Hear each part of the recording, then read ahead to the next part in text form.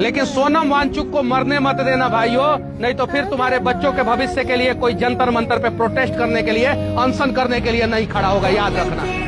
वो साइंटिस्ट आदमी है, उस आदमी पे फिल्म बना है 3 इडियट। वो সোনাম ওয়াংচুক স্যার, যিনি আমাদের দেশের এত বড় সায়েন্টিস্ট, তিনি সিজেপি প্রোটেস্টে যোগদান করেছেন এবং হাঙ্গার স্ট্রাইক করছেন। তার শরীরটা অনেকটাই খারাপ হয়ে গেছে।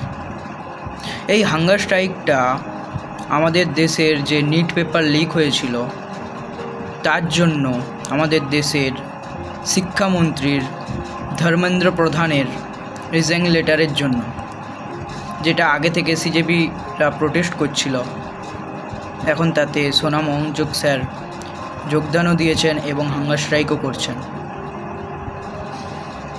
এই মানুষটা আমাদের দেশের জন্য কত না কী করেছেন। এই রিসার্চ করা জিনিসগুলো আমাদের সেনাবাহিনীতে কাজে লাগে। লাদাখের কত উন্নতি করেছেন ইনি।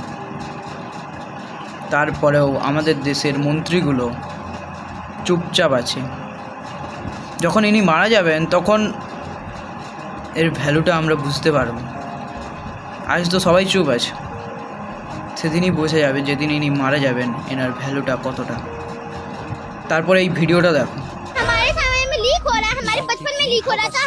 अगर हम जब बड़े होंगे तो हमारे समय में हो ही ना। अच्छा, अरे वाह, मतलब अभी पेपर जो लीक हो रहा है, इतने सारे भैया और दीदी परेशान हैं। जब आप कॉलेज जाओगे तब पेपर लीक ना हो, आप यही कहना चाह रहे हो? हाँ, मैं यही कहना चाह रही हूँ। এই বাচ্চা মেয়েটাও পর্যন্ত বলছে সেও চায় যাতে না ভবিষ্যতে তার পরীক্ষার পেপারগুলো লিক হয়। তবু আমাদের দেশের মন্ত্রীরা চুপ থাকবে, কোনো কিছুই বলবে না। এতে তাদের কিছু যায় আসে না, তার কিচ্ছু যায় আসে না, কোনো কিছুই ম্যাটার করে না।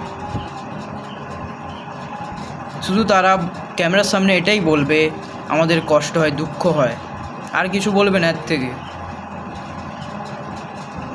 রিজাইন তো করবেই না, তাদের কিছু যায় আসবে না। সোনাম ওয়াংচুক স্যার মারা যাক